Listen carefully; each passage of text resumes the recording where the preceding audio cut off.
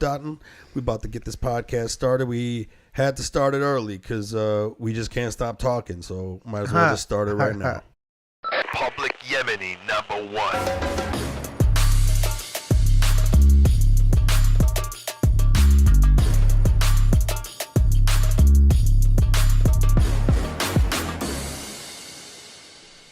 We out here, motherfuckers. As always, don't forget to like, subscribe, hit the alert button so that you know I'm going live. Follow me, MikeFromDetroit.com. All my social media links are at the top. I'm Mike from Detroit on everything. TikTok, Instagram, YouPorn. I think I just made an account on Pornhub. Holler at your boy. Follow me. I'm not shooting porn. And my guest today is a hilarious comedian, Lionell Dalton. What up, Mike from Detroit. What up, Mike? What up, cuz? What's cracking, man? We was having a really good discussion earlier, man. We were talking about a lot of things, and then I was like, bro, we got to save it for the podcast. And then we just started talking about more stuff, and I was like, we might as well just start this right now. Fuck it, I came early, man. Yeah, you did come early. Right. Best time to be on time is to be early. That's what I was always taught, man. I forgot what I said about that. He said I make black people look good. Yeah. Yeah, but when it comes to the time thing, man, I mean, you know. Yeah. I mean, last night we went to go see Steph's show. You know Steph, who runs Bundy Rays, who books for that. Right. Went to go see his show and everything, and, you know, on the flyer said 9:30. Right. And we get there, it probably didn't start till like 10:45. Exactly. You know? Yeah. I mean, that's how, like, Detroit shows are, man. I've been like, hey, man, can you do my show? Like, sure, o'clock. I get there, 8 o'clock. I be forgetting. Sometimes I show up. I be like, oh, y'all ain't even set up yet. Yeah. I'll be back. I'm going to go sit in the car. The last time I did a show in Detroit, man, the guy said 8 o'clock, and then I forgot. You know how you forget? And I'm back in town, and then I go there at 8 o'clock, and I'm like, is there supposed to be a comedy show? 11. And everybody there goes, I don't know. Okay, hold on a second. And then it ain't till like 8:45, the motherfucker who runs the show is walking in with the speakers. I'm like, get the fuck out of here. He ain't even set up yet. It's like a joke to people who are not black. Man. When the time says 8 o'clock, the joke's on the rest of us. But you know what? Since I've been driving Lyft, man, white folks be late as a motherfucker too, man. You know, that's like, not to say that, yeah. Man, like I'm talking about Arabs are the same way. Same shit. So I'm not only like dogging on black people. I'm just like, brown people. We're like, we don't give a fuck about time. We got our own time, man. It's weird. So that's why I was like, you know what? Let me chill. But I know when I'm working with whites and others. They start on time, you know, working at the Comedy Store. Yeah. If your spot is at 8:15, yeah, you better be ready. Yeah, I love that. You better be on that stage at 8:15. You better be there at 8:15, ready to get on that stage. Yeah, man. So sometimes I gotta like, when I'm doing certain shows, I'm like, all right, this is not like the Comedy Store. I gotta, you know. Yeah, man. I mean, I had to force myself because I mean, everyone in my family's late. I mean, the show that I went to go see Martin Amini's show at the Belly Room. You know, he attracts a lot of Latinos. Same shit, man, because the show started and there was only 15 people in the audience, but the show was supposed to be sold out. The fucking crowd didn't show up till like an hour later. You know what I mean? So, and I'm just like, yeah, bro, there's something about time where like white people typically are just like, they're more punctual with it, bro. The rest of us are like, man, that's white people shit. Yeah, I like to be on time, man. I hate wasting. My thing is, I don't like wasting nobody time. Yeah. I hate wasting people time, man. I want to be on time, and let's get it together. Let's get it going. I think that same philosophy goes with comedy. Yeah. You don't want to waste the audience's time. Nah, you don't want to do that. You gotta like, even if you're not getting a laugh in this moment that you're explaining something, that moment should still be so fucking interesting that you're not wasting their time. Does that make sense? Yeah, but you know, sometimes they gotta wait for it. That's fine. But my point is that you're still not wasting their time. Right. Because sometimes if you're making them wait for the laugh, but the wait ain't interesting or helps the laugh, that's wasting their time. Well, yeah, but you also, you know, that's how you get strong, man. Sometimes they gotta get their time wasted in order for the joke to work. Oh, listen, I'm not talking about like when you're building new material. That's a different story. Okay. That's a different story, bro. I'm not talking about like if you're working on new material, man, that audience is just gonna have to deal with whatever fucking moments that I'm trying to figure out because I'm figuring this out right now. Exactly. Right? Yet at the same time, I'm talking about a finished product is what I'm saying. So let's say you're giving an audience a finished product. You're a show. People are coming to pay to see you. You know what I'm saying? And you're doing like a legit fucking show. I think that's a moment where you don't want to waste their time. Nah, you don't want to waste your time at all. You just want to, but like I said, sometimes you got to go for it. You know what I'm saying? Sometimes you got to just go for it. You got to. Oh, yeah. Take the chance. Yeah, you got to take a chance. Because they might turn on you. Yeah. And that's fine. Sometimes it's good to have them turn on you. I do. And then see if you can get it back. That's the strength right there. Yeah. That's one thing my old head Sal said. You remember Sal comedy? Saul? Sal's comedy. It was on Melrose. It was a comedy spot on Melrose. Sal's. Yeah, Sal's. The pizza spot. Pizza spot, yeah. And when I first started doing comedy, he said, hey, sometimes you want to take the audience somewhere and have them turn on you, and then see if you can get them back. I agree. That's the challenge. That's the majority. That's the majority of my set, bro. Really, if anything, man, I see you, my man. favorite thing to do is there's some comics that say that they're too afraid to split the room. Right? I'm not afraid to split the room. Right. I love to say something that makes the room go whoa. One side is for it, the other side's against it, and then the punchline brings them back together. Bring them back together. Now that's to art. me. That's art. That's what I try to do. But like I said, man, it's always you're always taking a chance, because there's some times where I'll do that, and it's hard to glue them back together after that. You know what I'm saying? So, but that's the chance because for the times where it does work, man, it's beautiful. You struck a chord, bro. That was just like. That's why I respect all comics that get out there and take a chance, man. Yeah. I respect that, man. Me too, man. I think it's important. I think it's important to have uncomfortable, even certain failures happening in your set, because it sort of brings reality into it, you know. And then I find that like now that I'm fucking up, I'm getting the experience where even now while I'm fucking up, I'm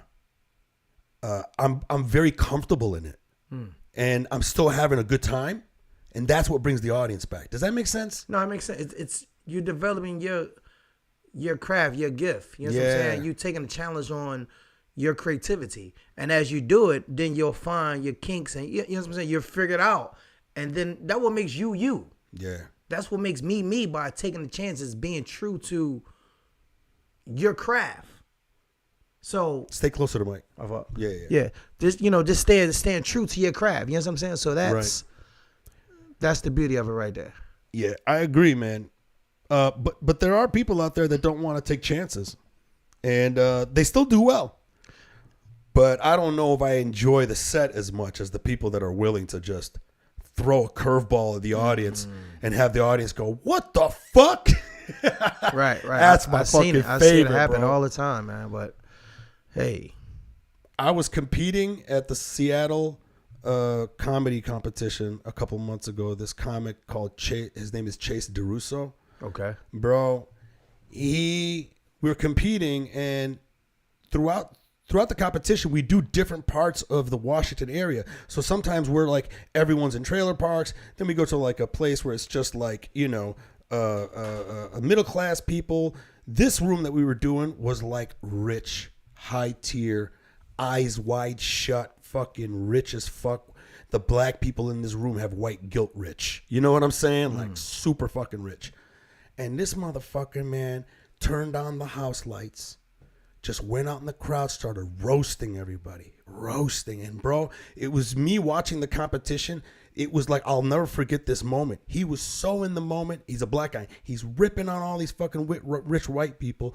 And they have their symbol of their group, right? Whatever this rich group club is, their symbols on the wall and in the thing. And he's like, "Come on, man, your hair is this, your hair is that. There's a Nazi sign on the fucking wall." And oh my God, he just started tearing in their asses. It was like a Bill Burr joint when he did with Philly. Bro, I'm telling you, I can't even tell you how amazing it was for me to watch that, bro. He lost.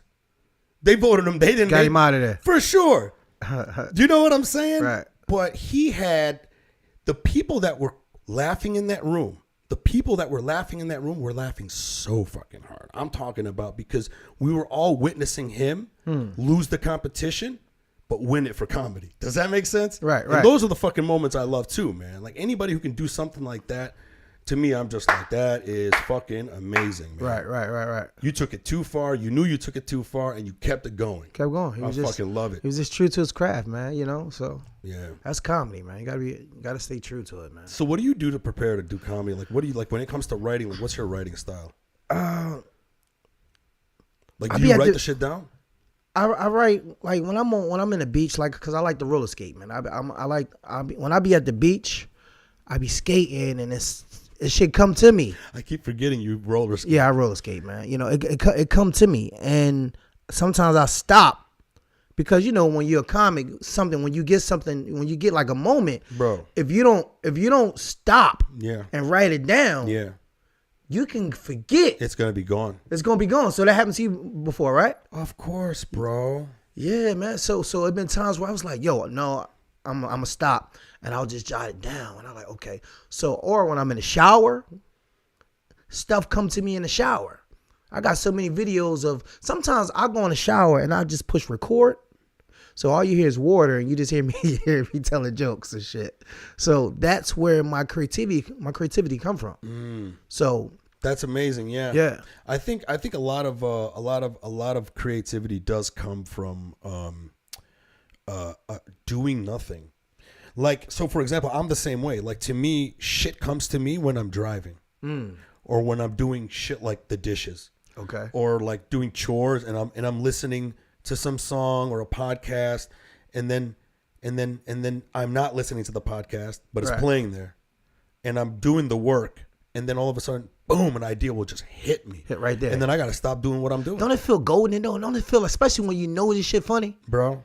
It's like a moment. You're like, yo, this shit is, I'm going to kill him with this one. Bro. Yeah. It got to be funny to me first. There's a book called, there's that famous book called The Art of War. Mm-hmm. Right? Right. Well, there's another book that a creative guy, a writer wrote called The War of Art. It's a very good book, bro. Okay, I'm going to check it out. Stephen Pressfield. Okay. Excellent book, man. And in that, he talks about everything that we were just talking about, but he calls it the muse. He says he believes the muse is this, well, like in fables, the muse was the goddess of creativity, right? Okay. And she was supposed to be the reason that you get inspired, right? And the way he talks about the muse is he's like, you have to invite her in. You have to invite her in. Like if you talk to a lot of artists, man, they'll tell you they don't know where these ideas come from. Right. Sometimes it comes from past experiences, right? But sometimes you'll get an idea, and it's almost like some spirit from another dimension just said, just drop it on you. Hey, I'm here to, I'm gonna whisper this. Right. I think there's also Beethoven had this quote. He said that the spirits in the ether are playing amazing music, right? But it's only to the ones that are able to listen to it. It's almost as if like there's all this creativity up in the atmosphere, right? And only a few people can hear that one note that comes down from there. Do you feel like that the creativity comes like in that way, or do you feel like it's more you generating it?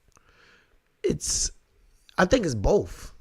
It's both. I get, because once it comes to me, I know it's like, oh, that came from the higher up. That was a spirit, right? That was a moment. I was like, okay, cool. I'm gonna add this, or if I add this to that. So yeah, man. I remember I came up. I was like, yo, true story. Like it's like, yo, this can be a real. I'm quite sure this happened to somebody. It's like, get invited to a swinger party in Hollywood, and you think you going to a swinger party, and you in there with the girl, you doing your shit. Then the motherfucker husband, he come home swinging. I'm like, hold up, man. This ain't the type of party. I thought this was a swing. I'm going to swing on you, motherfucker. You told me this was a swinger party. That shit real, man. That was a real story. That shit real, man. I'm like. That's hilarious. It's like, so. Yeah, when you add That's shit the together, wrong type of swinger that's party, the wrong bro. type of swinger party, man. Man, I thought this was a swinger party, man. I'm gonna swing on you. And you know when a husband hit you, he's swinging hard too. He Bro. trying to kill you. I'm up. You surprised? You're glad he didn't come in with a weapon, bro. Right. So yeah, just so the funniness come from. You know what? The funniness come from when you're really at peace. For me, it comes from when I'm really at peace. That's a very good point, man. When I'm really at peace with the universe, with nature. When you're like at peace with, I remember when I was in acting class, right? When the class is over, every weekend, every Friday, the teachers used to say, "Hey, go be one with nature." Yeah. So when I'm one with nature, I'm like, yo, that's what a lot of creativities flow, man. I think it's interesting that you say peace. I think that's a very good point, man. Because I think there's something about when you let your subconscious mind go on autopilot. Does that make sense? You know that there's the part of your brain that you actually think with, your executive function, like the where you make decisions or whatever, right? Right. But then sometimes if you turn that off, your subconscious mind now, the other part of your brain starts kicking in, and I think that's where my ideas come from. I think a lot of artists, that's where their ideas come from. But I think you're right. It's if you are at peace, are you actually comfortable enough to let go, and your mind is now just allowed to flow, just out there grabbing shit out of the ether, man. Yeah. That's how I look at it. Just grabbing stuff. Just you're not basically you shutting your brain down for a little bit. And you're shutting down the thinking executive functional part of your brain. Yeah. Right.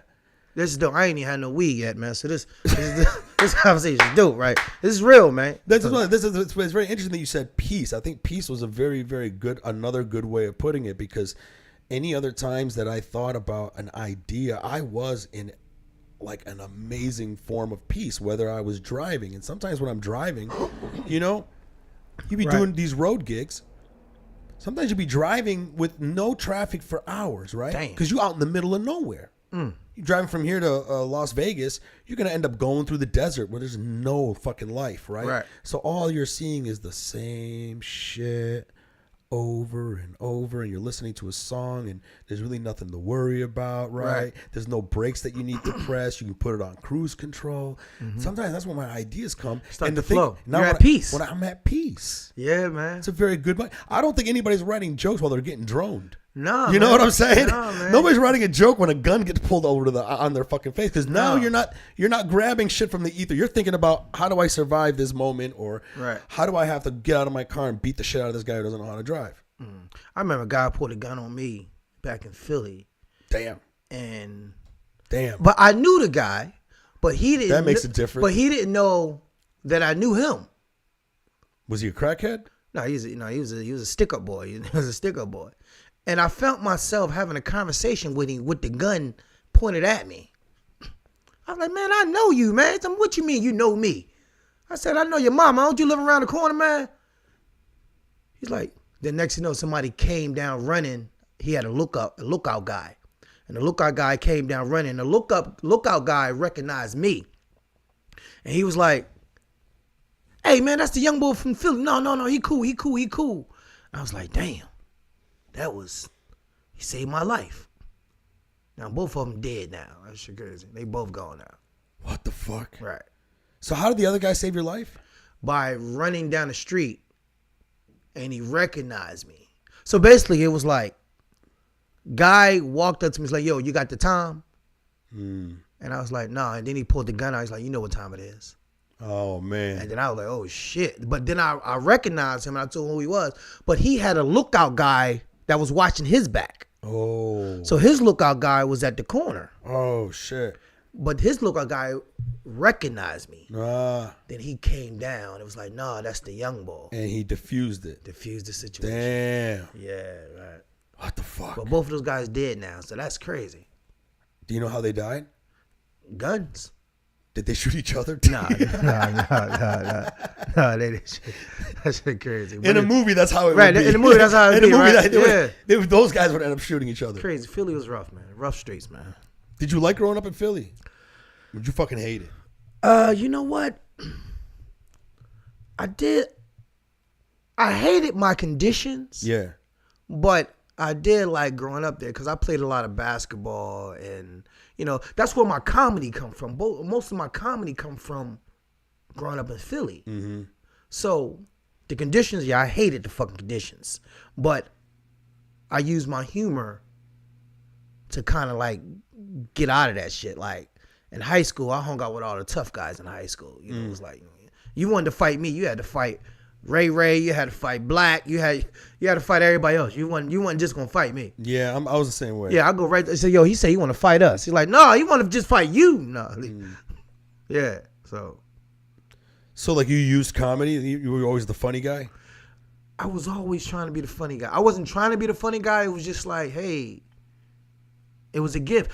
Like I said before, I was doing stand-up comedy. I didn't know I was doing stand-up comedy. It was just like. It was just a gift. Yeah. Anybody in your family funny? Yeah, man. I got an uncle named Ricky, man, and I used to hate going. Uncle Rick, he was gay, but he act like he wasn't gay. Of course, because he was black in the hood. You had to be, right? No. Well, he was proud of it. Right. He was proud. He had a Jerry curl and a Coca-Cola shirt. And some stone. He never changed the shirt. He always had that Coca-Cola shirt. It was clean though. It was clean as shit. He'd wash it every day. Stonewash jeans on. And Uncle Rick can skate. He's a skater. But I didn't like going skating with him because you know how in the neighborhood all the kids just talk about you and shit like, oh, your uncle. But I love my uncle. Yeah. But when we used to go skating, right? He always skated backwards. He never turned around. Uncle Rick always, and his favorite song was Whitney Houston shit. He fills me up. I'm like, hold on, Uncle Rick, man. Like, hold on, Rick. So Uncle Rick, I love Uncle Rick, man. I just hated going skating with him because I always get teased and shit. Yeah, but he was too flamboyant. He was very flamboyant. Yeah, but it was just like. But he was trying not to be gay. No, he wasn't trying to be. He wasn't trying not to be. It was just like you never seen him with no boys in the neighborhood. You never seen none of that. You know, he was just. But he was cool as shit, man. Yeah. And he always called me nigga. That's all he said. Like, nigga, you better get in the car. Yeah. So Uncle Rick, I love Uncle Rick, man. That's how I learned how to skate. I learned how to skate. That's what I kind of figured. Uncle Rick taught me how to skate, man. The fact that you know how to. Why don't you explain to us how did you get into skating, and we'll do it with some music. What you mean? I ain't skate off this music, nigga. What the fuck? This is what's this, Beethoven? I don't know what this is. Yo, Mike is high as a motherfucker right now. Yeah. This nigga had mushrooms. What's cracking? No, I didn't have no mushrooms. Not yet. We can have some. No, would you like? No, I'm good, man. Okay, I got to drive. Where did you go with this, man? I don't know. Mike just went somewhere. I don't know where you went at. I was just trying to change it up, bro. So roller skating. Yeah. Skating was just like, we don't skate on this, Mike. We need some motherfucker, some hip hop, man. The hell? Mike is high, man. But I mean, come on, man. Right, we don't skate off this, man. This is. You're telling a story. You're not skating. This is the music in the dentist's office, man. But it's kind of dope though, right? It does feel like we're in a dentist's office. Yeah. This is dope. You right? can tell a story in a dentist's office, man. They'll let you do that. I don't think we you can do that. Philly folks don't skate off this though. Man, Philly folks are too serious. Yeah, we so serious. Detroit motherfuckers are serious. Nah. What?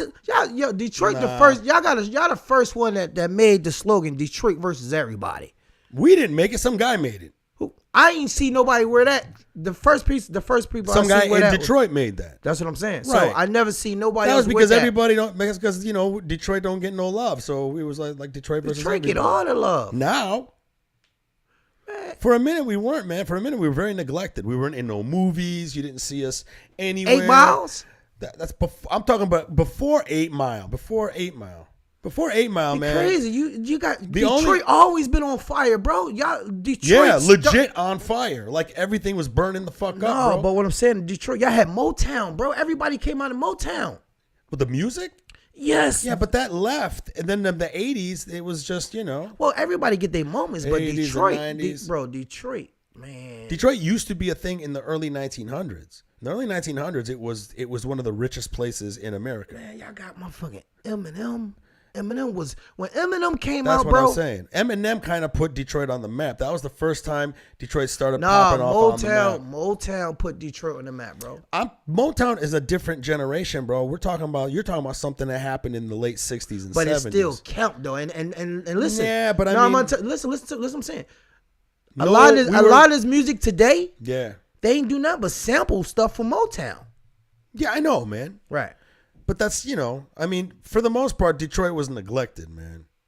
Just neglected, like, really neglected. And Detroit Pistons, were you Bad Boys? Oh yeah, Bad Boy era. That was an era. That bro. was an era, bro. I that's when I was still watching sports. I stopped watching sports after I threw 2 TVs off the balcony one day. What, watching the Pistons? I think it was either watching the Lions or it was probably the Lions. Yeah. I'd have broke that whole fucking stereo. Yeah, bro. I threw my TV off the balcony, and then my next door neighbor in the barracks, he's like, "Hey man, he's like, I already bought a new TV. My old TV's in my closet." He goes, "You can borrow that, and then give it back to me when you get a new TV." I was like, "All right." And then not even 2 hours after that, I threw his TV off the balcony. Damn for the Lions. It was either the Lions or it was playing NBA Live. I think I might have been playing NBA Live. Okay. You okay? Because I remember I got really pissed off because this kid didn't even know how to play. He was like a Mormon kid, and then he can hear me. You can hear me, right? Yeah. All right, cool. But anyways, the whole point with the fucking sports thing, man, the Bad Boys, man, that was an shit, era, man. I used to love that. But I want to talk about you roller skating, bro. This nigga back on skating, man. Come on, man. No, we not doing that, man. Nigga, switch it up, nigga. He talk roller skating. We're comedians. You can't. I don't skate on this, bro. Listen. Okay, say what does this inspire you to say to the people? What, this music right here? Yeah. This shit feel like I'm about to get a massage, man. Ooh. This massage music, right? A mama-san massage? This nigga is crazy, man.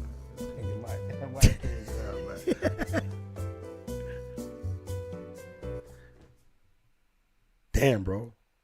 You mad at me like last time? Nah, I'm good, bro. It's all love. Remember when I said on Justin Heyer's podcast, yeah, you were talking about Philly girls, and then I was like, yeah, Philly girls are grizzled.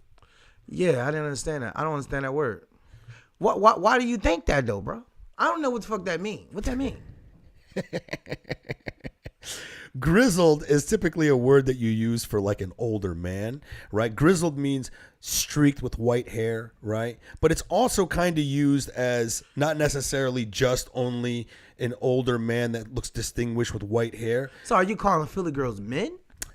No, but like I'm using it in like I would say like some women in Detroit are grizzled, weathered. Have you ever been to Philly? They've been through the ringer. Have you ever been to Philly? Yeah.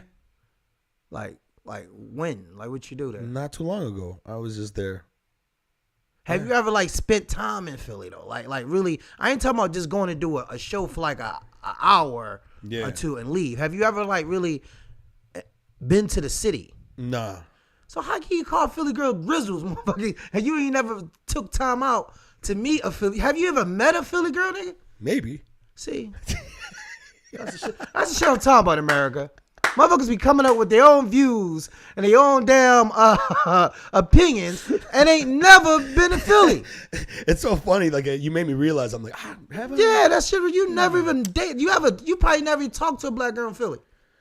I don't talk to black people. Man. See, that's what I'm saying. This the world we living in, y'all. Motherfuckers do anything to get fucking. Bro, we're comedians. Fuck that. Fucking around. No. But I'm just saying, because it's I gotta see how you feel about Philly girls. Man. That's like me going to say something about Detroit girls. Detroit girls, fine as shit. Bro, man. Detroit girls or something. There's some fine Detroit girls. Philly girls is beautiful. But there's also some Detroit girls where you're just like, yes. quite sure. Yeah. Bruh. But I think that Your clothes are too tight. I think you should go to Philly, man. You know, girls, man, Philly's amazing, man. You know what I love? I love how like people will get mad if you talk about women in their city. You motherfucking right, nigga. That shit. Nigga, listen, a Philly girl will fight you, nigga, over that, man. That's grizzled shit. Nigga, See, that's a grizzled ass whooping, motherfucker. Yeah, man. Nah, man, we don't play that, nigga. Nigga. That's real, man. Those girls out there can fight, nigga. Yeah. So, roller skating. What about it? I'm not gonna play the music. No, I'm listening. What about it? I just want to know more. Like to me, it's like amazing. Like I was just telling you earlier. I was like, you should do that on. We should see. But you know, we should see nonstop videos of you roller skating. But here's the thing, though. I don't skate for. It's my peace. Yeah. It's my therapy. It's your meditation. Yeah. It's my.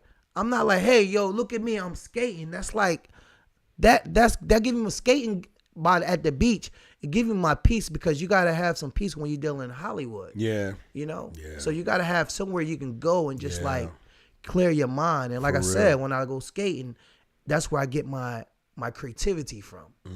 You know. So I usually don't bring nobody with me because you don't need no distractions. I'm quite sure you do stuff that, you know, you don't bring nobody with you. You just you need that. Sure. Yeah. Oh yeah.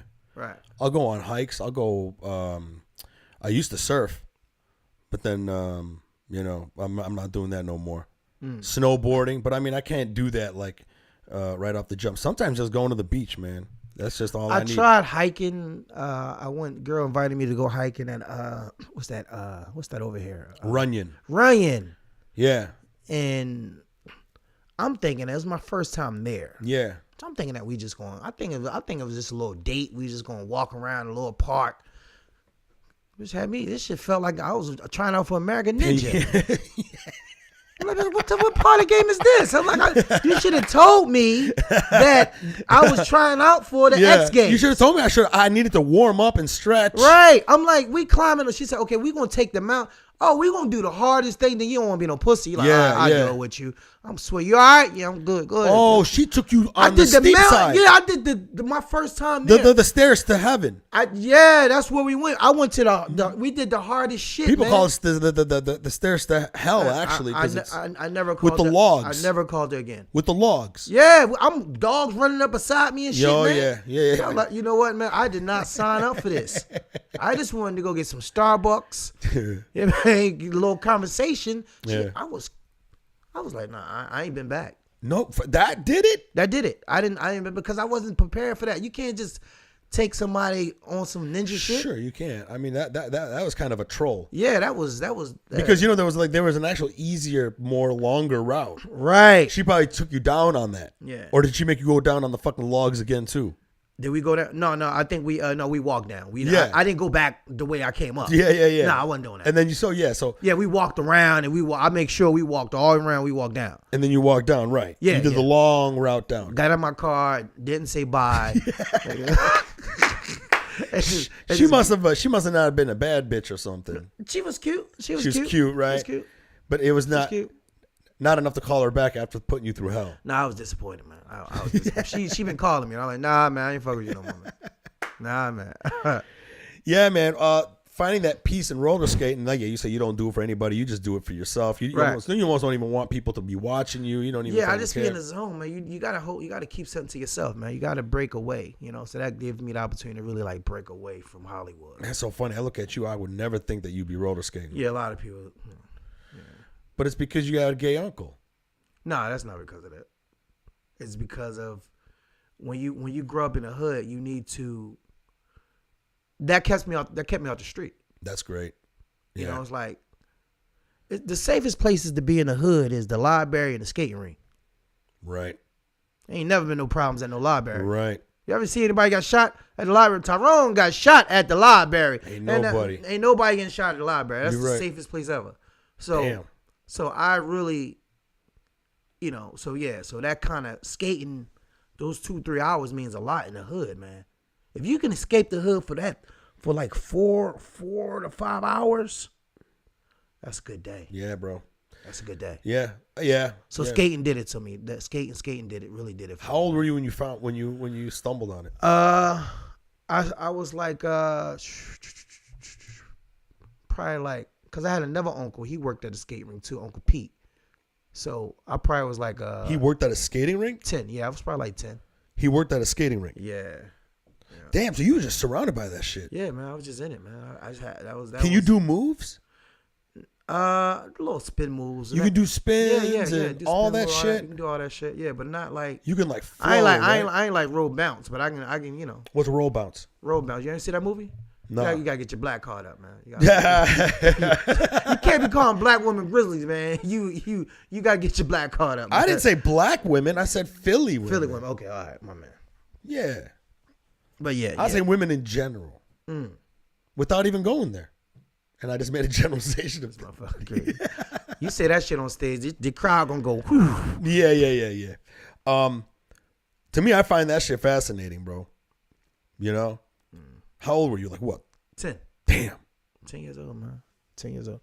So I was selling crack, I was skating, and I was fucking crackheads, nigga. I was a triple threat. So tell me about that. Take a triple threat. Nigga. Because I remember we were talking about Justin Hires thing. I think like you said you busted your first nut at like 11 or some shit. I was like 10. Damn. 10. 10 years old. 10 years old, man. It was rough. It was 10 years old. I didn't know what I was doing. Yeah, but I mean, at 10, you didn't bust anything, really. Nah, I peed in it. I was the first. That's thing. right. That's what you said. I peed, man. Why did you pee? Nigga, I didn't know. You don't even know. I'm 10 years old. I didn't know what I was doing. I'm 10 years old, man. The dude I was working for, he was 14. My boss was 14, man. So it was just That's right. I remember saying that. Yeah. Your boss was 14. Yeah, he was 14. Meek, what's up, Meek? We here now. And his boss was like what? It's probably 14 and a half? Yeah, his boss was probably like 16, you know? And, you know, it was rough. Back in the 90s, the Phillies was different, bro. Yeah. Like, and then I sit back and think about it. I was like, the 90s in Philly, I saw crack. And I'm not glorifying none of this shit, man. You know, just like it was terrible. Yeah. And selling crack at 10 years old. Right. And my best customer was my Aunt Trudine. Aunt True was a functional crackhead, though. Aunt True was just like, she was so happy. She was never mad. She was always loving. She was fly, too. That's the only person I know that can smoke crack and still be fly. Some people can do it. Aunt True had a Jerry curl and a leather jacket. She was fucking Shaft and Eazy-E. I swear to God, Aunt True was fly, man. That's hilarious. I love Aunt True, man. Because she practically took care of me. Yeah. And when I tell you, Aunt True used to come on the block and she'd be like, I don't want nobody shit but my nephews. I don't want nobody shit but my nephew. They'd be like, who your nephew? Lionell Dalton. True, I'm going to go to jail. Yeah. She said my whole fucking government. Did you have a street name? No, I had no street name. You had no street name? I had no street name. By the time I really realized what I was doing was wrong, Yeah. a couple of my mentors, they took me off the street and they put me in a barbershop. And then I was in a barbershop and because they was like, yo, man, we see something else in you, man. Just sweep up this barbershop. So I was that kid. I don't know how y'all got in Detroit. Do y'all got like barbershops in Detroit where little boys is actually cleaning up the barbershop? Oh, yeah. Okay, yeah. So I was that kid growing up in Philly and I was sweeping hair in the barbershop. And I learned a lot from that. Yeah, that was just So the guy that managed you doing the crack stuff, right? He looked at you and was like, "Yo, you don't belong out here." No, not him. Who? Older guy, like an older mentor, like somebody from the neighborhood. Oh, he wasn't a drug dealer. No, he wasn't a drug dealer. He was just somebody's like, "I'm gonna give you a job." He was somebody who was like, "Yo, you need to get off that corner."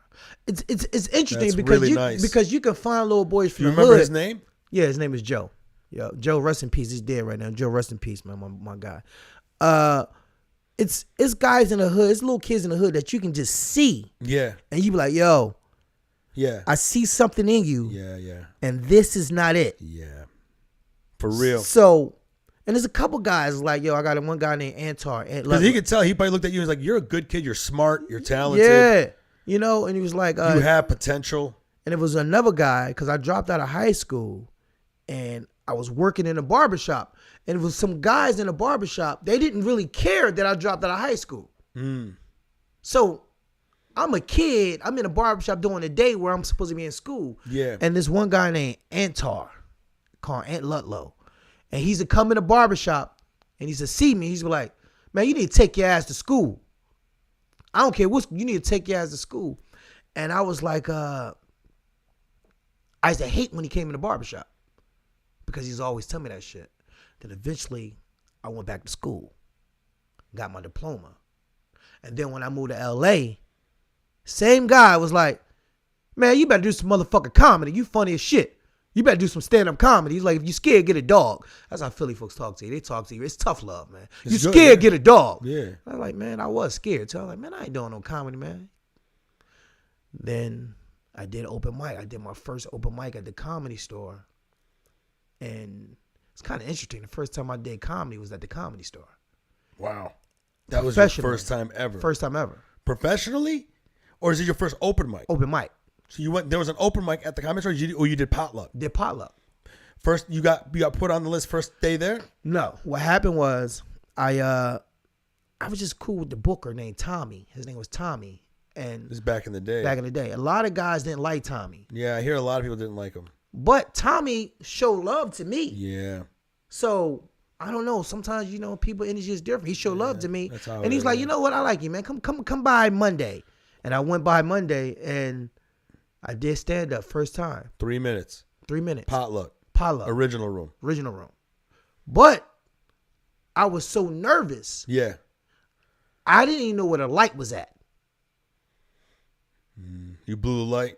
I was on stage for 6 minutes. You didn't even know what the light was. No. Because it's all the way. Was it still to your left? It's still to your left. The star? But just imagine the first time you get on stage, a real show. This is a live show.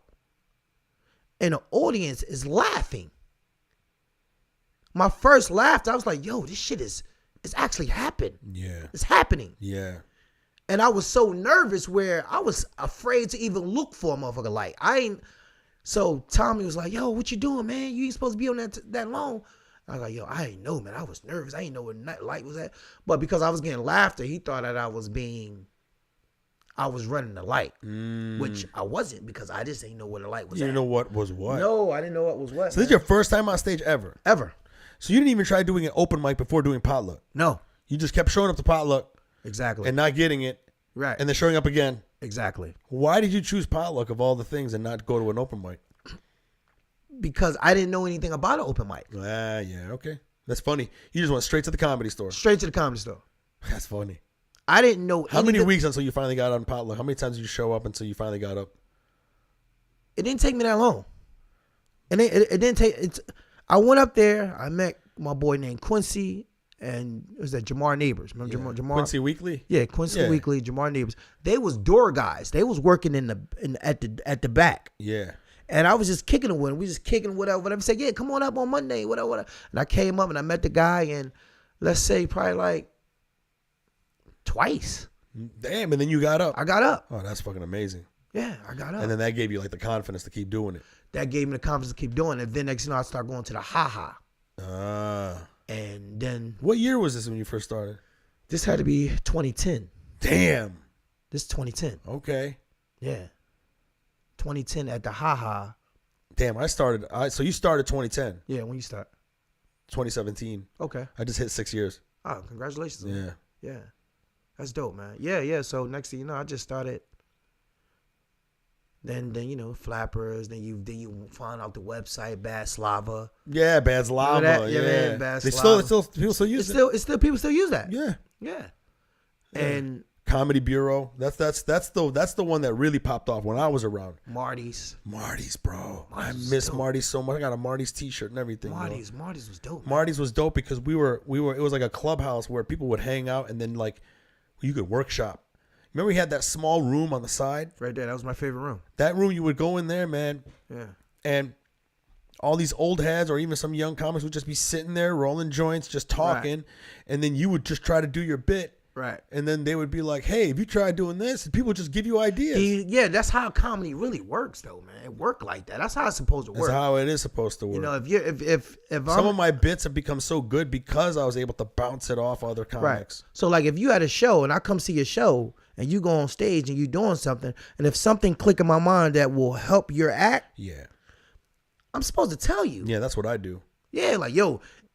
And it might not resonate with me, or it might. Right. That's the whole point. The whole point is you give it to me anyway. To be open to receive it. Yeah. It's like, yo, I'm not telling you what to do, but I think if you add this might take this joke over here. I am always open to other people's suggestions, man. Always. And I would say that maybe only 5 to 10%, maybe less, actually made it into my set or made me think differently and helped. Right. But that they helped so much. So if you're not open to everything, you know, you're gonna fuck yourself. You know, Right. I think I don't know. To me, I'm very open to anybody's. If they have something that they have a constructive criticism for, I'm open to listening to it. Yeah, that's how you grow, man. You know, that's how I look at it. That's how you grow. But I want to go back to this whole time in Philly. So you was at 10 years old. Right. You was fucking like just selling crack and roller skating, and then this guy comes along and basically he gets you off the street, or he told you, or he just like inspired you to do it. What, comedy? No, to get off the street. Oh, to sweep her in the barbershop. Yeah. No, it was just He connected you with the barbershop. Yeah. Well, he didn't connect me with it. Another guy was like, yo. My homeboy Eddie Stu, he was like, yo, you need to come here. Because the barbershop was like a hangout spot. So when we finish hustling, we go to the barbershop and we just go hang out and play some pool and have a good time. Yeah. And then it was like, yo, you should sweep hair in the barbershop. And I was like, you know what? If this going to stop me from going to jail. You never been to jail? Nah, man. Damn. Nah. Well, I've been locked up before. Well, I don't think that's, I never been like. Yeah, you've been locked up for a night or something like that, or. Yeah, we've been like on a holding cell, some shit like that, but what? Holding cell. A holding, yeah, exactly. I've been a holding cell. Yeah, a holding cell where when I realized it wasn't for me because we all go to jail together. Yeah. And then I'm always the last one to leave. I'm like, nah, man, this shit. Like, hold up, man. Where everybody going, man? My mom ain't come get me yet. Like, yeah, that shit was fucked up. Damn, so I got locked. Matter of fact, I got caught one time doing some shit. And I was like, you know what? Nah, this ain't my life, man. I was like, nah, I'm good. I'm gonna find something else to do. Yeah, so I started cutting hair. At the barbershop? Yeah, man. I started sweeping hair because here's the thing, when you sweeping hair up, you getting older now. So guys is trying to tell you what to do. And you're like, yo, I'm like 16 now. Y'all not gonna keep talking to me crazy like this. I fight all y'all motherfuckers in here. Y'all ain't. So then I was like, you know what? Okay, you gotta make a transition. So the transition was, I'm not going to store for y'all no more. I'm not sweeping hair up no more. So what you gonna do? Well, fuck it. I'm gonna do what y'all do. I'm gonna learn how to cut hair. That was one of the worst things ever, bro. Yeah. Why? Now you trying to cut some hair in a barbershop, in a black barbershop. Oh my God. And you don't know how to cut. Oh no. Man. They just let you do it? Yeah, they didn't send you to school or anything? No, man. Cause in the hood, people want entertainment, man. When you fuck up, that's entertainment. Sure. So people would come to the barbershop on the weekends just to see me fuck people up. But if everybody know you fucking people up, why everybody they keep coming to you? Everybody don't know. Yeah. That's where it's called walk-ins. You ever been going to a barbershop? Yeah, I remember the walk-ins. Yeah, the walk-ins. Like, walk-ins. Don't never. There's no appointments. The guy that don't never sit in the first chair. The first chair guy gonna rip you up. Yeah. I was the first chair guy. Yeah.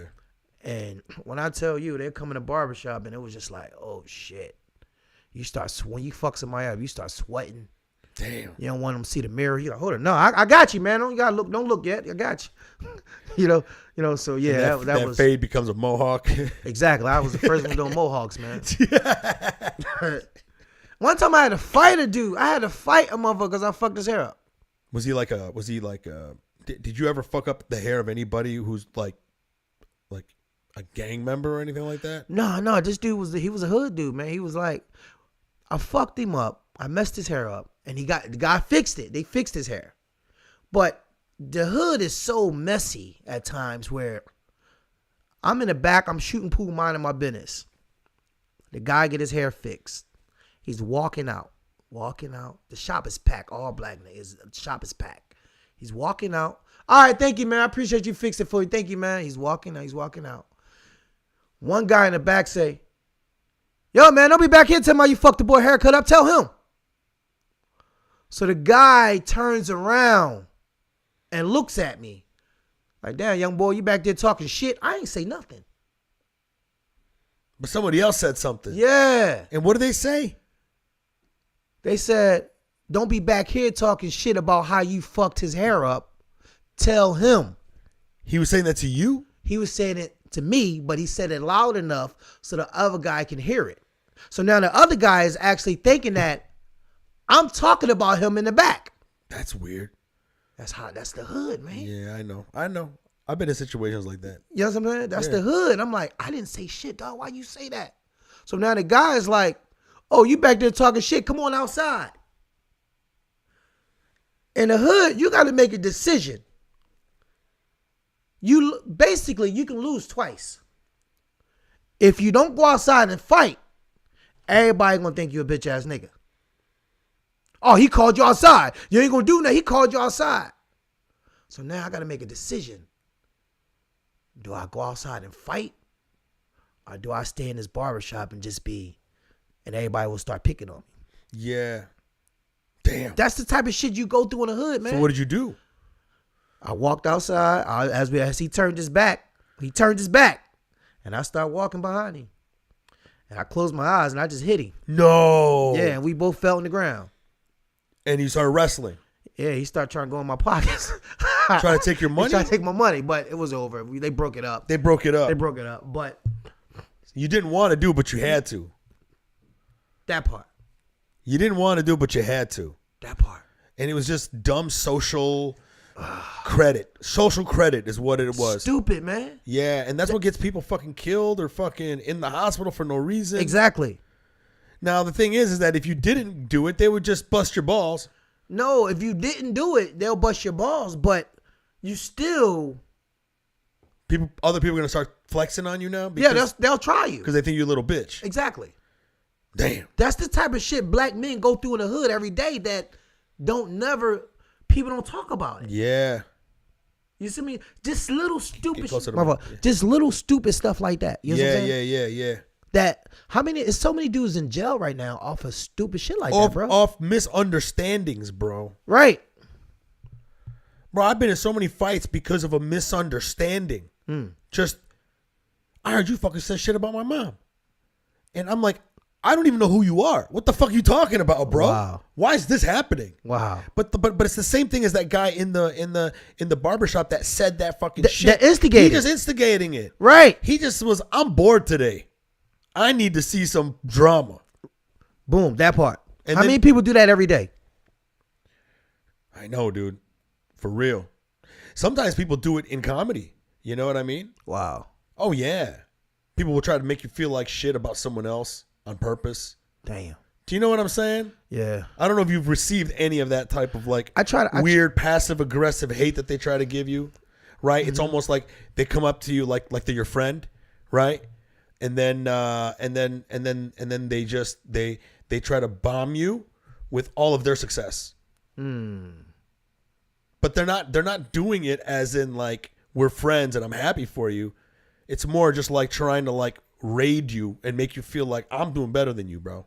Yeah, that sucks, man. It's like you can't. It's like you can't even have a normal conversation with this person without them going, "Well, guess what I just booked? Well, guess what I just booked? You know what I'm doing?" And it's just like all right, dude. I get it, man. You know what I'm saying? This shit don't work to a guy like me because I see what you're doing. You know what I mean? But I get it, man. But to other people, though, people, man, they let that shit affect them and then they act on it. Right. Yeah, I try to, because what they say, you know, be nice to the same people that you see going up, because when you coming down, you can pass those same people. Oh yeah. So yeah. I always try to, you know, celebrate and congratulate, and that's what's up, man. Congratulations, bro. Keep going. I'm always sharing. I share people pages and stuff like that. Yeah, and I do too. People don't share my stuff. People don't I don't get a lot of likes, but I do it because I genuinely like to show love. Right. I like to congratulate people. I like to support people. Yeah. I'm very competitive too. Yeah. It's a delicate balance. Yeah. You got to have a balance. It's a balance. To me, it's like, the emotion of jealousy. When somebody says, I don't get jealous, don't tell me that. That's bullshit. Everybody gets jealous to some point. Right. Or anything. You know what I mean? Mm-hmm. It's what do you do with that energy? Right. That counts, right? The person that's the healthier version that ever gets any type of jealousy goes, why am I feeling like this? And if you look into yourself, you're like, you know what it is? I'm feeling like that because I need to push harder. I need to get to the next level. I need to get to that next level, right? So to me, the majority of the time when I see people that are like blowing up, man, I get inspired, bro.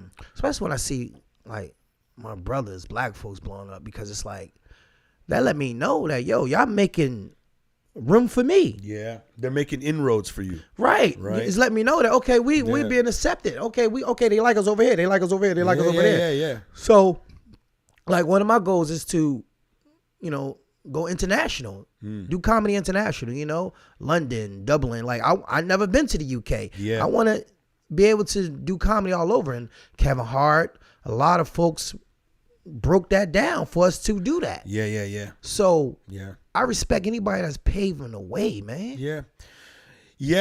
I same thing. Even me being Arab, like when I see anybody that's like, especially Yemeni people that are like pushing it, I love it, man. Right. Let me say, I don't get jealous. You know what I'm saying? To me, I just get inspired. I'm just like, this is amazing. I'm the type of guy, like if somebody crushes before me, I want to ride that wave when I get on stage. Right. Does that make sense? There's other people that will see that and be like, God damn it. And that's not to say that I have never had those feelings. There's days where sometimes you get up there, your energy's a little off, and then somebody like Tricks will go up before you and fucking obliterate that room. And then you're just like, God damn it, I don't know if I have the energy for that shit. But you know what? The way I look at it is that I never see it that way. What? Like wanting to ride the wave. To me, I love it when people are crushing, and every person is fucking like, and then like the person before me crushes. Now I'm like, yes, dude, this crowd is lit. Let's get up there and just ride that wave. That's dope. But so the way I look at it, like I want to create my own wave.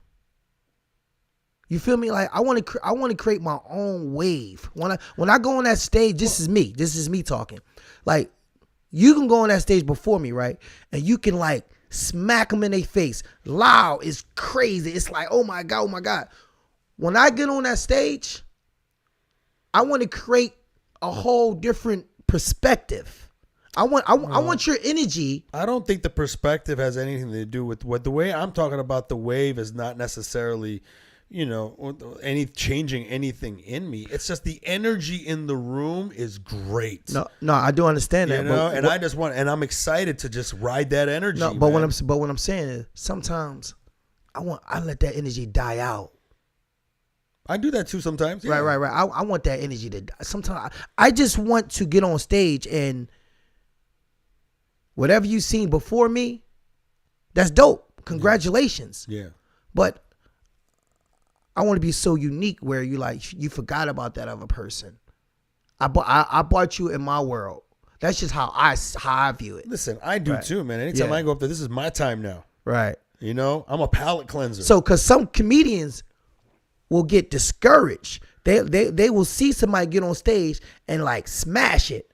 Yeah. And then when they go on stage, if they don't get that same energy, they feel like they failed. Yeah, and let me tell you something. What you're saying right now is a veteran thing to say, right? You've been in the game longer than me, right? I'm only 6 years in, and I'm now starting to headline, and now I'm starting to realize exactly what you said.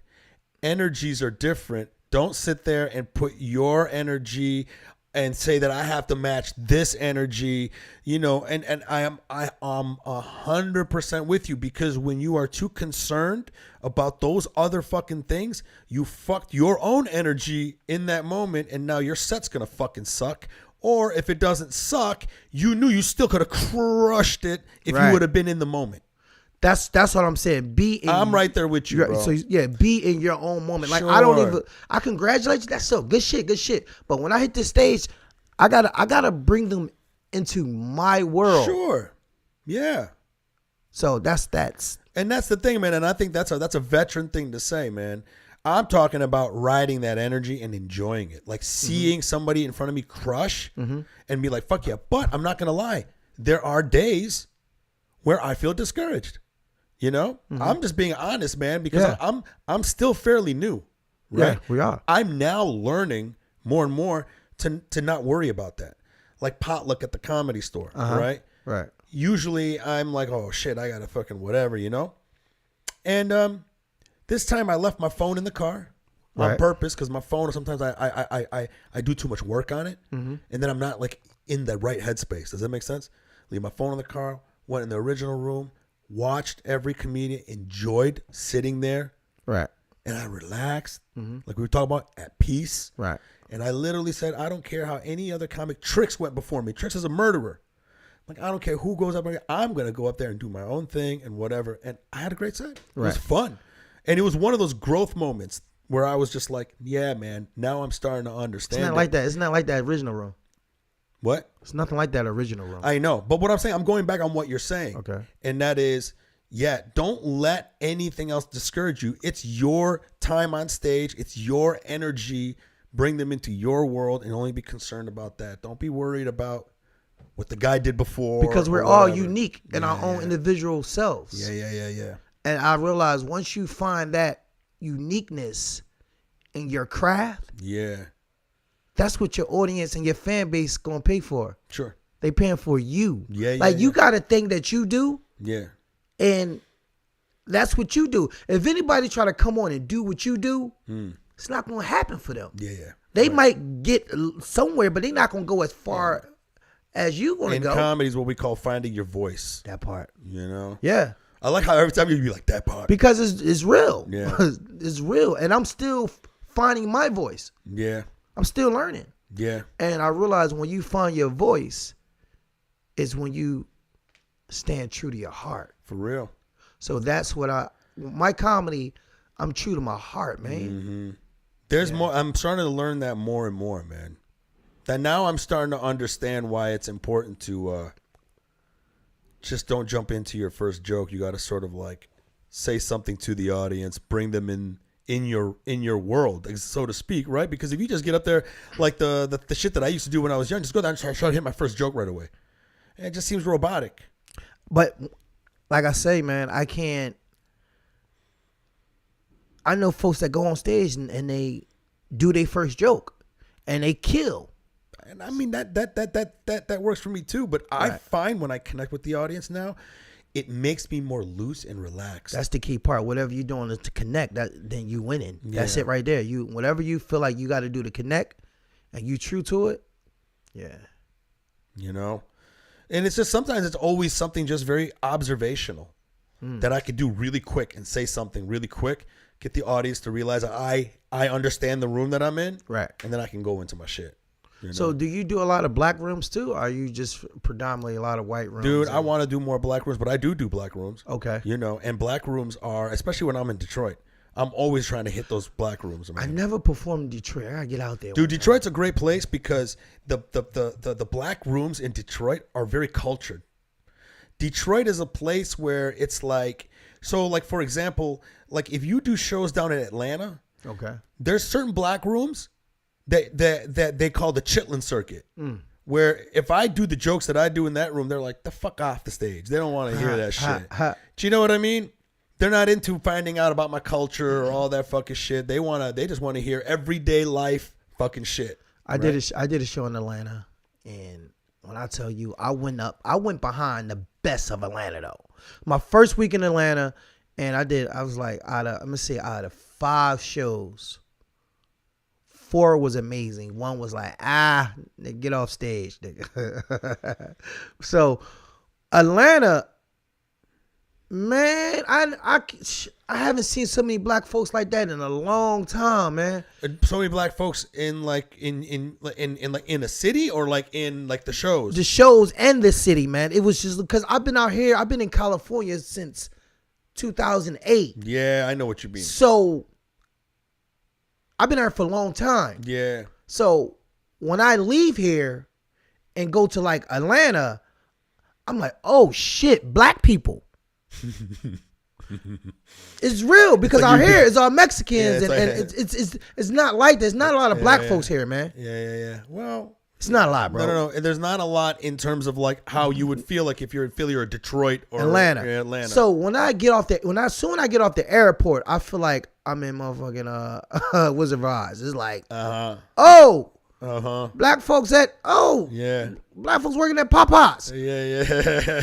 Black folks. There's a Popeyes. You know what I'm saying? I run right if to it. If you see a Popeyes, you know there's black people. Right. Bro. Listen, when I tell you, bro, I'm talking about it's black folks working all through the airport. Yeah. And it's like amazing. Atlanta, it's like Wakanda. That's hilarious. And I'm like, damn, this shit. I feel like I'm home, man. You've been in LA too fucking long, I've been in bro. too. So when I do a show in Atlanta, it's like even when I get my rental car, I put the music on. The radio station is like fucking dope. Yeah. I'm like, yeah. oh shit. I'm Yeah, I'm in yeah. Wakanda. This shit is, I'm in it, bro. I'm listening to that motherfucking SWV. I'm chilling, man. It's like you're in a black person theme park. Right. You're So like- next thing you know, You're like, this is great. so I do a couple shows and it's right in, and it's like they want it in their face. It's in their face. Like it's the jokes is in their face. Yeah. Like, yo, you better gotta bring it. You come- better bring it. yeah. You better bring it. So I remember this one night I was on fire. I did all these shows. I was on fire. But this one night I go to a club. It's two DJs. There's a DJ in the front and there's DJ in the back.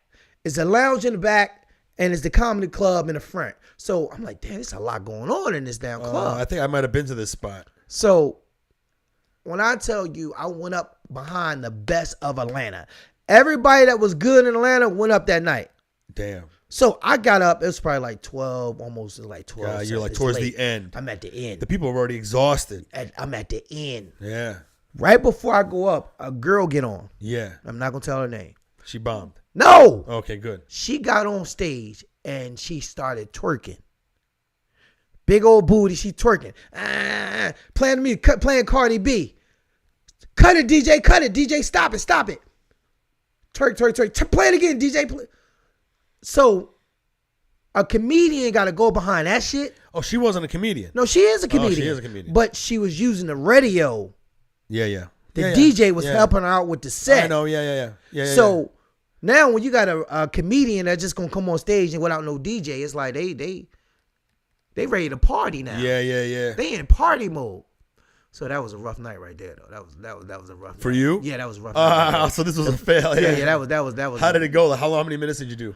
I think I probably did like 7. They was like, all right, nigga, come on, man. Come They on. told you to get off the stage? Yeah. It wasn't like get off. You like, all right, nigga, yeah. It was like They give me gave the you light. the light, Like, yeah. all right. They give you the Yeah, fast light. Yeah. Fucking get out. Come get on, out. they trying to party. So when you go up like 1 o'clock in the morning, man. Yeah, bro. That's that death. Especially if you are already in your head. Yeah. And a room like that will make you in your head. Especially like, you next. All right, no, I got one more. I got one more. Oh, yeah. Yeah, bro. Man. I know what I'm gonna do. He just came in. I'm gonna put him up. Then I'm gonna put you up.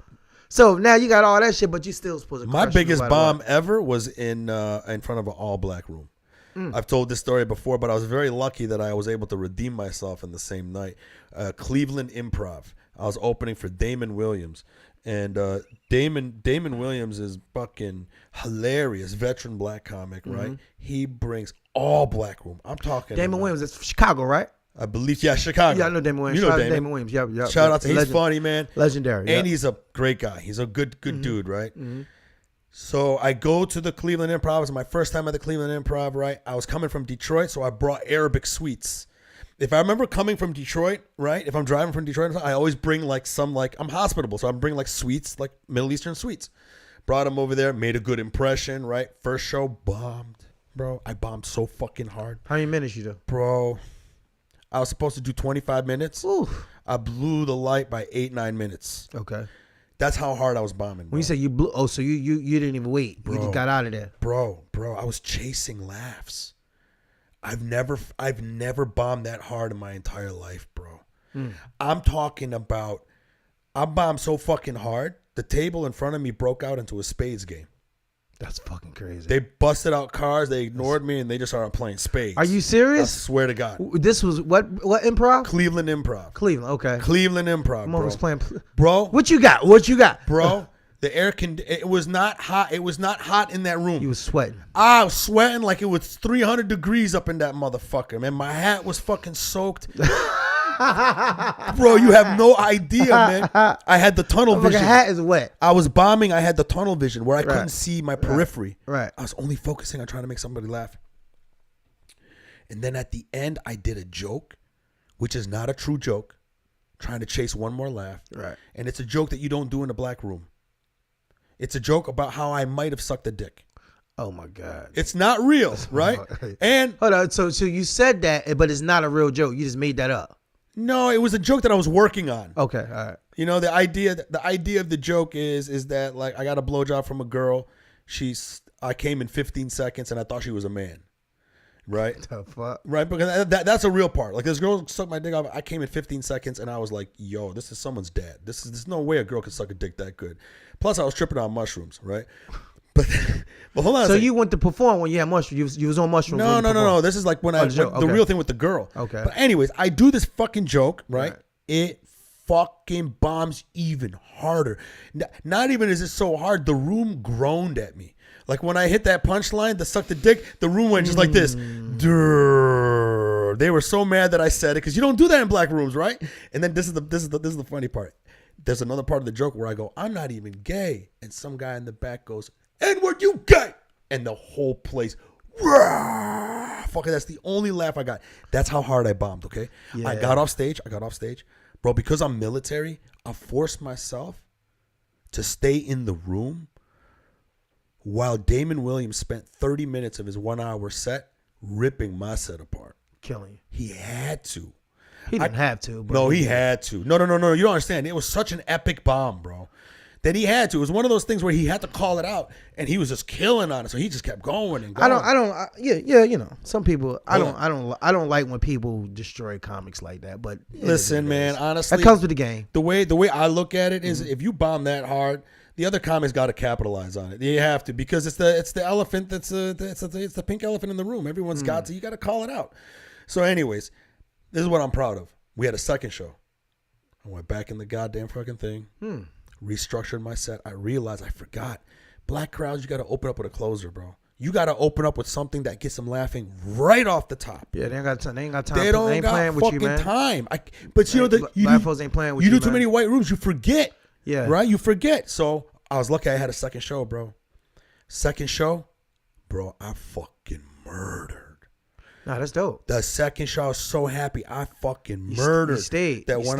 When I got off the stage, Damon Williams fucking high five. He's like, that's how you do it, motherfucker. He met me in the green room, and he told me afterwards, he was like, bro, after that first show, I was like, this gonna be a long fucking weekend.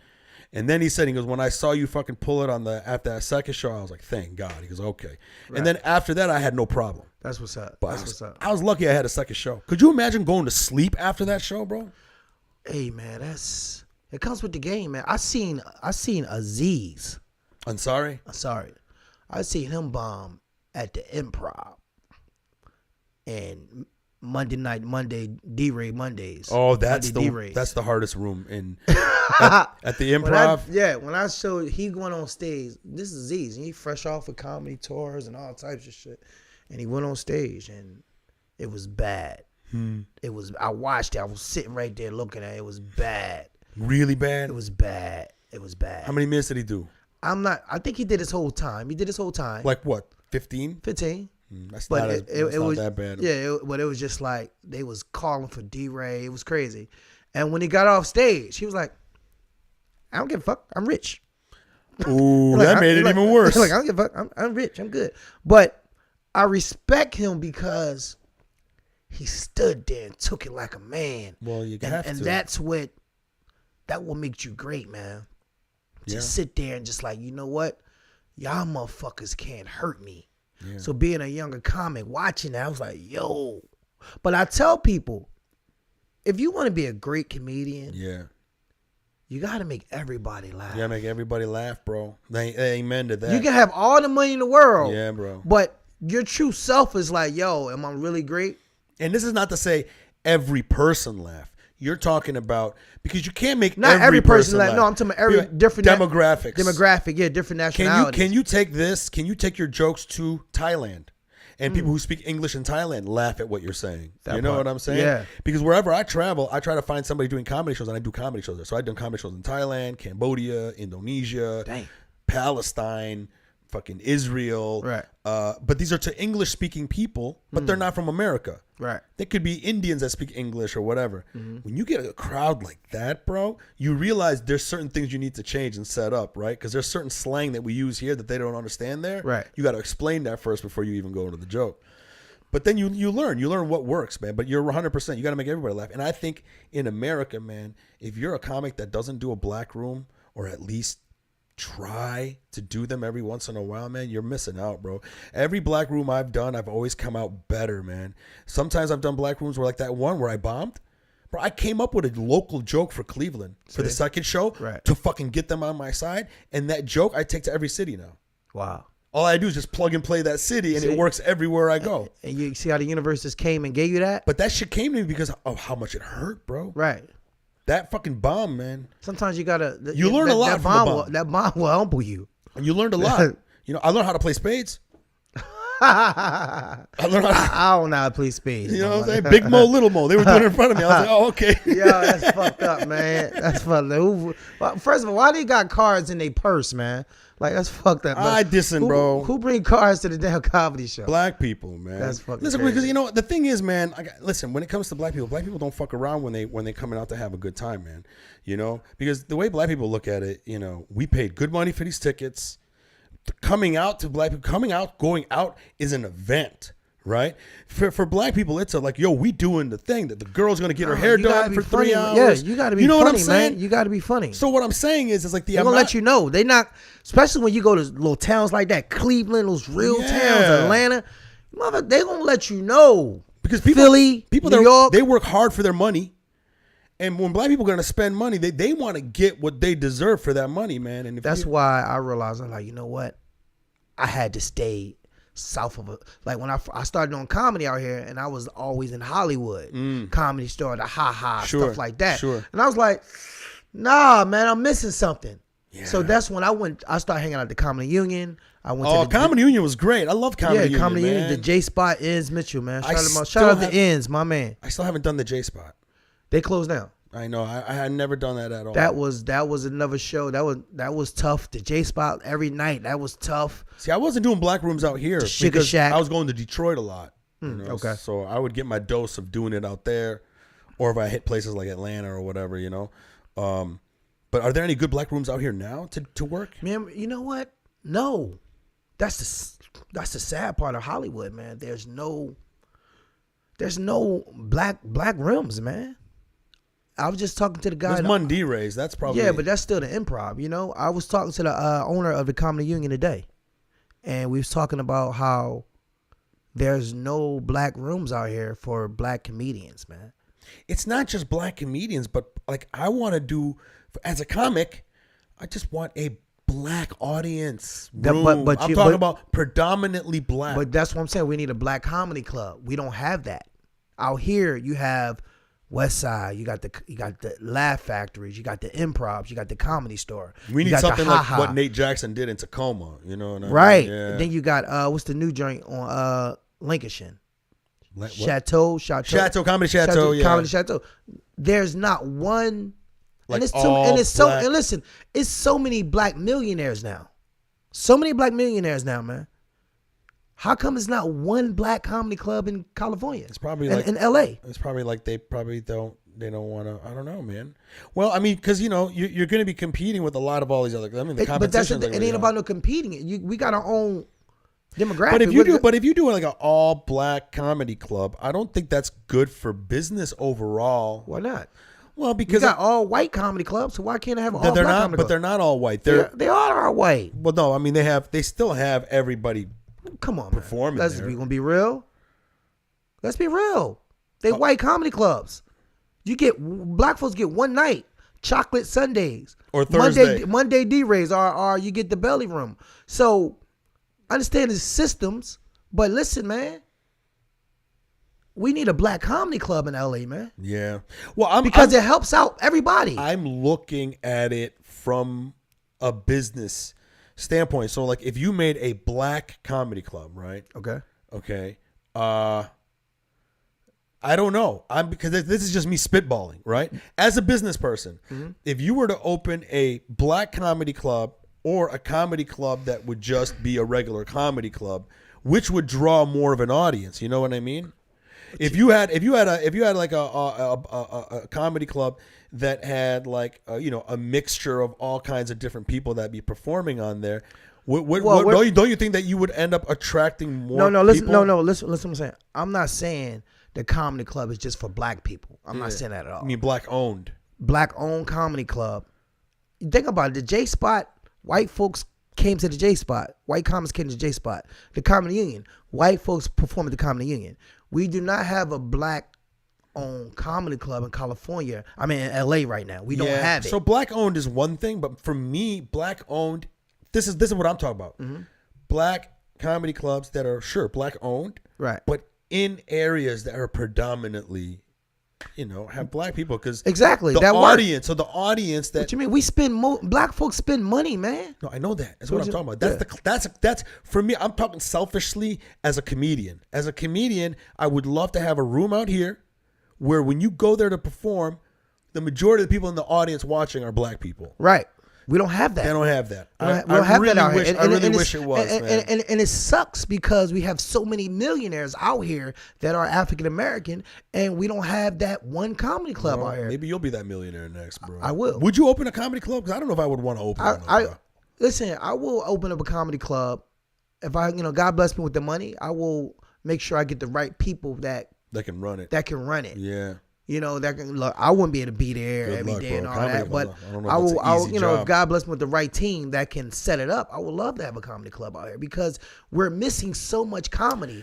How you think I got where I'm at today? I didn't become funny by just being at the Comedy Store or just going to Ha. I got my funny from being at the Comedy Union because I got to see my peers. I got to see, my people. But not only that, man, black people are not easy to make laugh, bro. I'm so sorry, but I think that's the thing.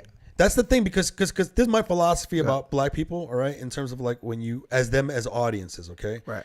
Whenever a comedian tells me, man, black audiences, it's really hard to make them laugh. And you know what I tell them? I tell them, I go, because black people are fucking hilarious, okay? The chances are you're probably going to get on stage and a lot of people in that crowd are either one, funnier than you, or two, very closely related to somebody who's fucking funnier than you. That's what I'm saying. So like the level of like the bar to crack a black room is much higher than a white room or a mixed room. You know what I'm saying? So to me, like performing in a black room is almost like you're running. Like if you were running up the Runyon thing, right? If you were running up the Runyon thing, a white room is just you running, right? But then a black room is you running with a bag full of bricks. Now you gotta. It's a harder room to crack. Well, it depends on the bar of what makes black people laugh is much higher. I think white crowds are very easy. They're much easier. Well, I can't. I would say I will say because I've done both. I do both, but black rooms when white folks come, do you know anything about African Americans? Like people like if you go to a black show, right? And say you white, you go to a black show. Okay. Do you know about African Americans? Sure. Do you know the culture? Or have you researched the culture? Right. Can you connect with them? Or matter of fact, instead of you trying to get on a black show, won't you come see a black show, be a part of the culture, see whatever black comedians is doing, But you don't think black rooms are harder? Black rooms are harder. Oh yeah, right. Black rooms are harder, but white rooms are hard too. They can be, but I think the majority of them are not as hard. No, it's because you identify with white humor. you perform mostly with white people, right? Well, majority of the clubs I do, yeah, is white. So if but I try to hit those black rooms, man, because I love it. But listen, what I'm saying. So, if a black comedian, if all he done was all black rooms, if all he do is black rooms, sure. And they're like, all right, well, you're doing a Comedy Store main room at I know. 8 o'clock. You're 100% right. Those guys, it's almost a different language. Yeah. So you got to be able to mix the languages. Right. I know. So same thing. A black person, what he should do is go to the Comedy Store, sit there and watch and see and just connect with the audience, see what's going on, see how they laugh. I'd be doing that too, bro. Yeah. Same thing. So yeah, I try to feel like what frequency is everyone on. You know, what's working, what's resonating, right? You know, and what in my set I can like bring out. And I'm right there with you. The difference between white and blacks, audience, Yeah. I would say, black folks gonna let you know when you fucking terrible. Yeah, white folks can be like, that's what I'm saying. We tried it. We try it again another day. Let's just try it again. They play spades in front of me, bro. The table right there, just pow. Right, I cut a black guy hair and I fucked this guy up, and he'll let you know.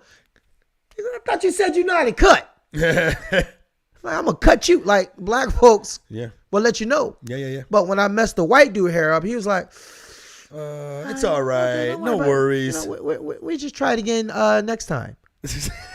I'm like, damn, that's it? You ain't gonna stab me? That's what I'm saying, bro. Yeah, so it's a difference. That's what I'm saying. Like back to what you were saying.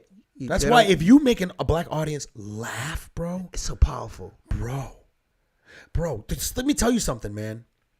The majority of the rooms you do comedy, if you want to be doing a lot, the majority of them are not black rooms. Right? Okay.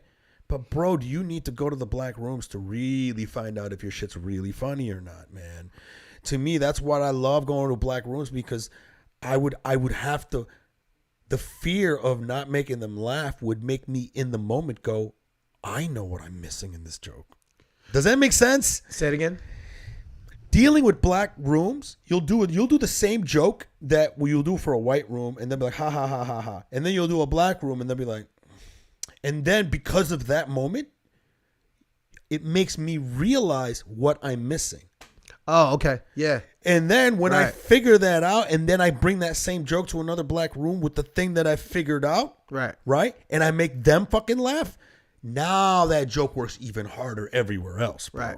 Like y'all was talking before, y'all was talking about how, you know, comedy has changed a little bit as far as like you just being on stage, just talking to people. Sure. You're just talking. Not too many people can do that in the black room. Only people that can really pull that off is Dave Chappelle.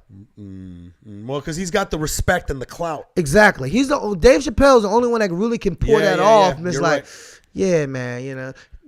Not too many other black folks can do that, man. You got to bring it. They need some energy. They want to see you. Movement. Yeah, man. They want to.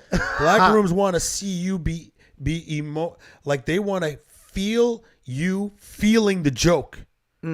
Like in a white room, you can just say the punchline, and then the people will give you a laugh. In a black room, they want to see you feel the punchline. Especially older folks. When you try to perform for older black people, older black folks, oh my God. Yeah. Because they didn't see that motherfucker. Who you think you is? Richard Yeah. Pryor? Yeah. I done seen Richard Pryor. Yeah. I done seen Red Fox. I done seen Bernie Mac. I done seen every motherfucking body. For real, so bro. who the fuck is you? Yeah. Make me laugh, nigga. Go ahead. Yeah. Like, all right, man. Give me a minute. Try doing it in like in these black rooms I've done in Detroit where they're eating dinner while you're doing jokes and shit. Man, they just start hitting their plates even harder. It's like, God damn, bro. They're just like we're eating, okay? Fuck your fucking jokes, motherfucker. Right. All right, bro. We've been hour and a half. Oh shit! How long was the interview? How long was this for, man? It's supposed to be an hour. I go by hour and a half. Man, this is dope, man. I appreciate you, man. I appreciate you, bro. the time, man. This is dope just to get the perspective out on, you know, just being a comedian out here, man. Just to you know. Usually I don't always talk about comedy, man. Sometimes we talk about other people's lives and shit like that, man. But for me, like you got some really good insights. Like we're on the same page on a lot of things, but like the way you described it was like, even when you said when you're at peace, I mean that was like a very, very good point, man, because like when I really thought about it, it's like almost all those times where the ideas were coming to me, I had no worries. Wow. That's a very good point. That's powerful, bro. Thanks, man. That's powerful. And you make me want to fucking roller skate. God damn, bro. Well, just don't play that music, motherfucker. Yo, man, this is Lionell Dalton, man. We out here, man. We live with my homeboy Mike, man. And hey, you gonna see a lot of me, man. Make sure you watch the movie One Night in San Diego, man. And, One Night in San on Hulu, right? On Hulu right now. Right, he's on Hulu now, guys. Yeah, So yeah. I made Hulu. Yeah, he made Hulu. And then what else? What else can you plug? I'm working on my comedy special this year, so that's gonna be good. You know, I'm working on my comedy special. How do they find you? Lionell Dalton. Lionell Dalton. Just my name. Lionell Dalton. Instagram. Lionell Dalton. Facebook. So that's like it's spelled. For those of you who can't spell like me, it's Lion, and then ELL. There it is. Yeah. Lionell.